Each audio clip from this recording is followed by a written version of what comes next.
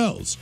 Neither had firefighters in China's Hunan province. A lock pad? A lock pad. Padlock. Yeah. Padlock. It's not He exactly basically clear. closed it through his septum. Mm-hmm. If you look at the picture, it is just a lock. The hook part, he put through his nose, which I understand, and somehow locked it without being in excruciating pain. His parents suspect he was playing with it, probably trying to cosplay as the Bull Demon King. Not sure who that is. What we do know is that at some point the padlock became stuck and he ended up with a unique bull ring. Now, after several attempts to remove the lock pad, the boy asked his parents for help, but they couldn't dislodge it without causing the boy severe pain and possible injuries. So in the end, they decided to seek the help of the local fire department, but even for them, the case presented quite a challenge. First, firefighters called the boy, calmed him down, and after examining the lock pad, they decided that yanking on it or applying too much pressure could cause serious injuries, or even pierce the child's septum. So they opted to cut through the lock with shears. Surprisingly, they said the boy remained calm throughout the entire operation and vowed never to put things in his nose again. Yeah, I bet. Our question, either you growing up or your own kids, when did curiosity go sideways? 206-803-ROCK. Two quick YouTube comments here. Trent Edwards says, I didn't get wet, but the poor guy sitting in front of me at the Seahawks game, this was at the Kingdome, well, he did. I was like 10. I ate too many hot tamales, threw up, projectile vomit on the back of this guy. I still feel bad. I left for the bathroom, woke up in the first aid room from too many hot tamales. Oh. And then this is something Getting that puked kids, on would be brutal. It does suck. I mean, I'm sure the guy puke wasn't- on me. It's different because I think the difference is this, okay? And look, puke is puke, but when an adult blows chunks, unless it's food poisoning, you're probably hammered. We saw it coming. I don't want any of it on me. When a kid pukes, which they do, yes, it's too many hot tamales, too much cake, whatever. Somehow it's more forgivable. I've had puke on my shoes from children that aren't mine, and I'm just kind of like, hey, man, I get it. Let it go. Too many sweet tarts in that case because all I could see in the puke were sweet tarts. I mean, you're right, but here's the difference, right? Like, I've been at a bar and watched somebody we know just puke there. Yeah. But it was liquid. Whereas, like, when kids puke, there's a lot of... You're right. I'm just saying your forgive level. You're like... Sure. Like I'm saying, I don't think that guy was mad at him, but I can't imagine being you're sitting not at the like- game right. and just being like, Yeah. there's puke on Well, you. here's what I would recommend because I've seen And this. it's hot I have tamales. seen this. I have seen this when I had season tickets to the Seahawks. The guys beside me were absolute jackasses, right? Right. And I mean, I can put down some beer. Don't get me wrong. They were absolutely hammered. They were every single week. It was the same situation. Now, the woman in front of them who had her hair draped over the back of the seat, and ladies, if you have some jackasses behind you, I would say pull Move up your your hair in a ball immediately. He threw up all over the ground in front of him, which splashed, and the majority of that vomit splashed on the bottom of her hair. Right. She did not know this, but She found out. somebody, either above us, I don't know who did it, went down, got security, escorted his ass out within about 5 minutes. Yeah. So he was gone. I don't know who went and told on him. I mean, if you puke at your seat, I feel like that's fair. But again, if it were a child, they'd be like, is No he big deal. okay? Does he need water? So that's one. All right. And look, kids do that. You know, every Halloween, we still have the same conversation. Like, guys, seriously, like, don't overdo it on the candy. You're going to get sick. I don't care if you feel bad. You're going to throw up, and then it becomes my problem. So just slow down on the Snickers bars, brother. Now, this is one of those things the kids do because they are mischievous. And I'm not seeing it this bad, but when I was a kid, we had two girls that lived next door, older and younger sister. I'm playing with the younger sister. The older sister walks out of the house and pours brown sugar into her younger sister's hand and says, Mom's making cookies. Wanted to know if you wanted brown sugar. Obviously, the little girl did. She dumped it in her mouth. It was sand. All right. And I always remember that because she spit it out. It's not the worst thing. I don't think you can eat brown sugar anyhow. You can. I mean, they don't recommend But it. I'm just saying, it's not like sugar. It's not, but if you're a kid and they're going to offer you brown sugar, so I got it. Like, I understood. I'm like, that's kind of cruel, kind of funny, but it's sand, all right? So, Latina here on YouTube says, I gave my brother guinea pig poop when he was little and told him it was chocolate. I mean, now, come on.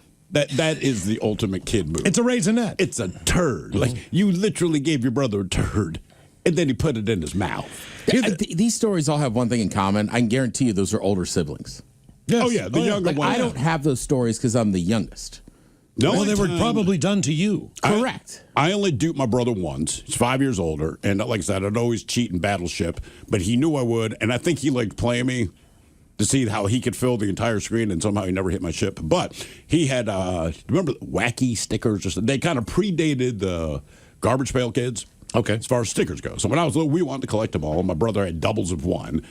And I'm like, come on, man, just give it to me. You have two of them. And he's like, look, I'm not going to give it to you. It's going to cost you money. I'm like, I don't have money. He's like, I want 5 cents for this. Fine. I ran up to my room. I found a nickel. I gave him the nickel. He gave me the sticker. I immediately put it on this desk. He came upstairs later because we shared bedrooms and realized I just took his nickel and gave it to him. It's the only time I managed to get him. And he was pissed, so he beat me up. Don't do it. Yeah, that's basically how that got resolved. I got a 5-cent ass whipping. Hello, Ryan. Welcome to the men's room.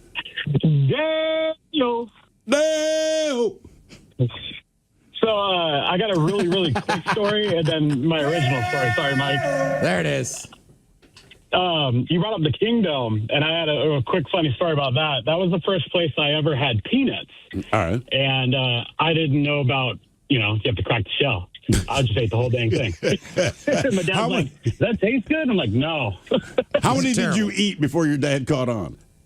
Oh, I don't know. I was little, but my main story. I'm gonna start this show off with some fire.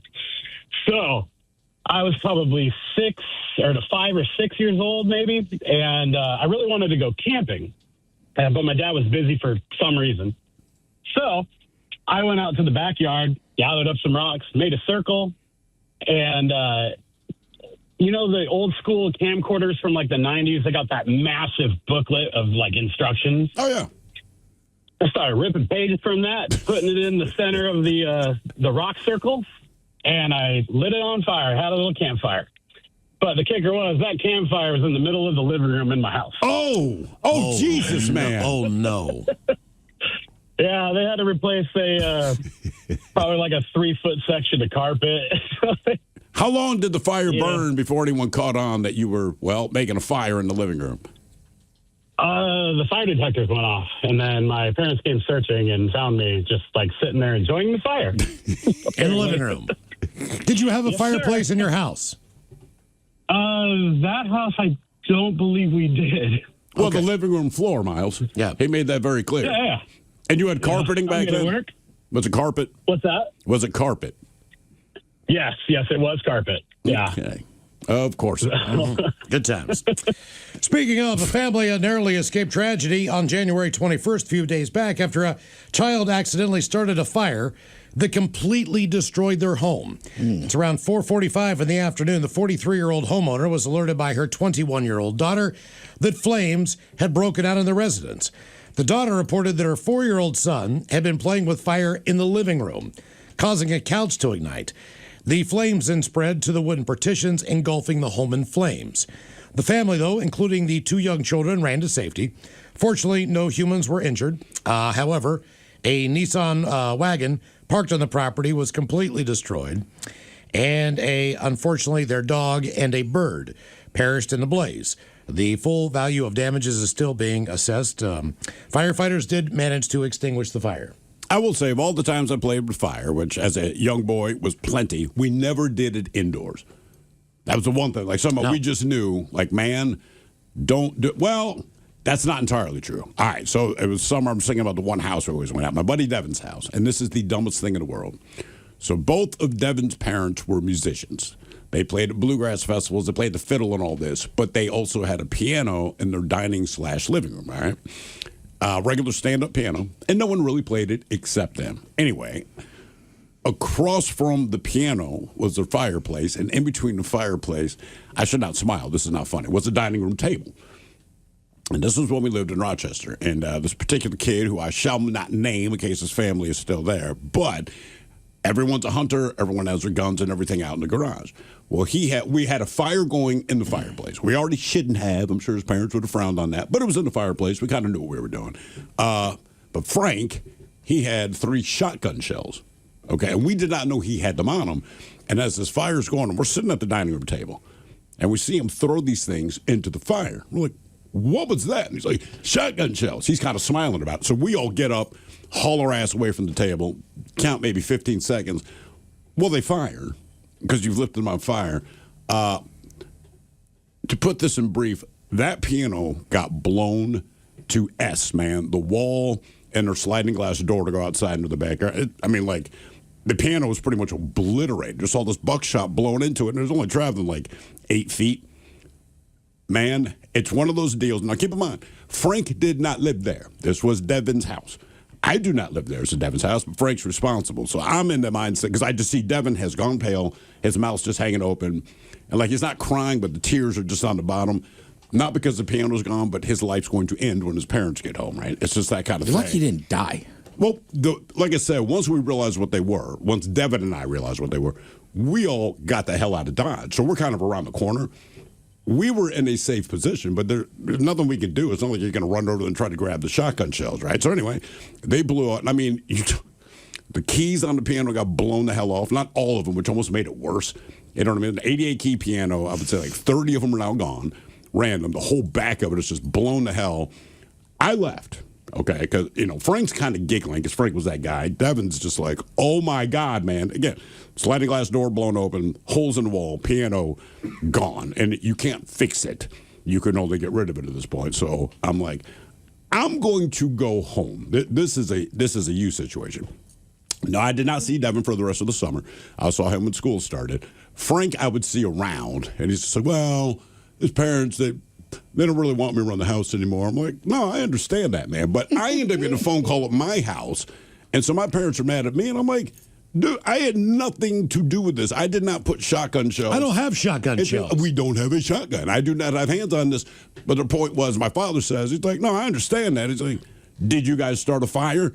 Like, okay, well, yeah, I was a part of that, but it was in the fireplace. It did not end well for me, but it was definitely bad for Devin. But that is the most insane thing I've seen. And we were probably 9 or 10 at the time, but somehow we still knew better than the indoor. So that is the one time we, quote unquote, played with fire inside, but it was in the fireplace. Frank just effed it up by throwing live shells into a roaring fire. Yeah. And blowing up Devin's dining room. Well, I did one of those things where... I still can't imagine 9 and 10-year-olds feeling like, oh, we're just going to start the fire in the house. Well, it was a fireplace, man. No. You know I what get mean? it. I wouldn't had trust firewood. them. It's just, well, keep in mind, at that age, if you got home before your parents did and wintertime came, they called you like, hey, start the oven and start a damn fire. You taught your kids this that and early, and it was in the fireplace, and you were responsible.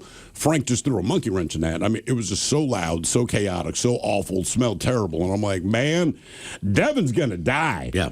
Well, my job when I was like growing up, I'm probably 10 years old, was to always scoop all the ashes out of the fireplace, take them outside, and in restock, we had an indoor place where we stacked the wood. Right. Get it from outside, bring it inside. Near the fireplace.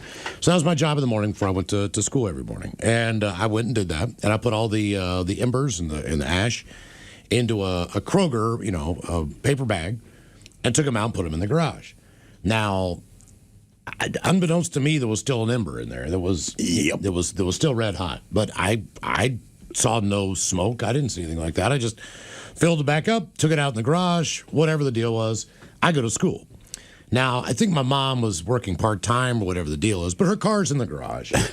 She opens the door to go out, and we did not have smoke detectors in the garage. Right. She opens the door to go out in the garage, and that bag had basically turned completely black, and the top of it was on fire. So it's like that slow burn It was a slow burn. Like if it just would have got a whiff of oxygen, if somebody would have opened the door or anything, just enough to.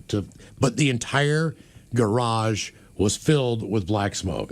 And when I got home, because like anything else, she's not going to contact the school to ream me out while I'm in school. Oh, they'll wait. I have no idea. I have no idea that when I get home, the S is going to hit the fan. And when I got home, both the garage doors are open, the back door is open. The entire garage just smelled like it was on fire. Yeah. Like it wasn't. It could have burned down, but it was bad. Like it was black soot. And we had just gotten the garage drywalled. It had not been finished, but it was drywalled, and there was black soot all over the top of the roof, all over the sides of the walls. But it's also a lesson for a parent, because while you're mad at the kid, the only thing that will cross my mind is also they're 10 years old and we asked them to do this. Right? Maybe that's a little above the 10-year-old pay grade as far as, make sure the embers are out. Kids aren't thinking about that.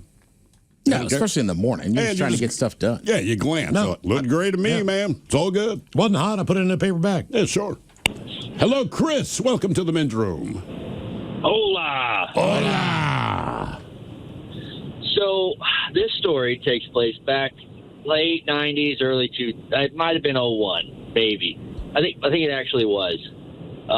Back in Michigan, where I grew up, and we were out riding our dirt bikes and four-wheelers, stuff like that. And, you know, back then, nobody really cared where you rode as long as you didn't destroy anything or leave any trash. That is correct. You know what I mean? And so we were out in this big like gravel pit area where the construction companies got all their gravel and dirt and stuff like that for the roads. And there was a bunch of there was some trash and stuff in the back, and we were, you know, jumping our dirt bikes and four-wheelers, driving over stuff, you know, daring each other to do dumb things. And I think I was 13, 14 at the time. And we had the bright idea we were going to jump a washing machine, right? And so, yeah, I know, right? And it went about probably would have went about as good as you're thinking. So we get this washing machine and we go to move it, and it's heavy. We're like, why is this washing machine so heavy? So we open the door, the top to the washing machine, and there was a dead body in it. Oh! Wow. How long do you think that body had been in there based on what you saw? Well, from the smell that hit us when we opened it, because the washing machine's sealed, it'd probably been in there for a few days at least. Jesus. And yeah, it was terrible. So what do you do now? I mean, this sounds like, you know, like a Stand By Me moment. Kinda. And so we all like started freaking out, and one guy, you know, that lived closer to home, he took off. He was like, "I'm out, guys," and I was just like, what? I don't know what to do. So I hopped on my four-wheeler, and I looked at my buddy and says, "Hey, man, we'll make the call when we get home." So sure enough, we hauled our butts back home. It was like 2 or 3 miles, and we got back to the house, and we called from a payphone in town. 911. Hey, we found there's a dead body in this washing machine at Bertog's Pit. You know, this is where it's at. And we ended up driving back by there because I told my dad about it, and Dad was like, "You're kidding." I said, "No, Dad, it's there." And so we drove back by it, and the whole place was full of cops. And he was just like, "Oh man." How close were you to Detroit? On the other side, I was like on Lake Michigan. Okay, all right, gotcha. Damn. Man, Yeah. that sounds like a mob deal. I did not think that was the direction that story was going. Either you growing up or your own kids, when did curiosity go sideways? 206-803-ROCK. Get your ticket.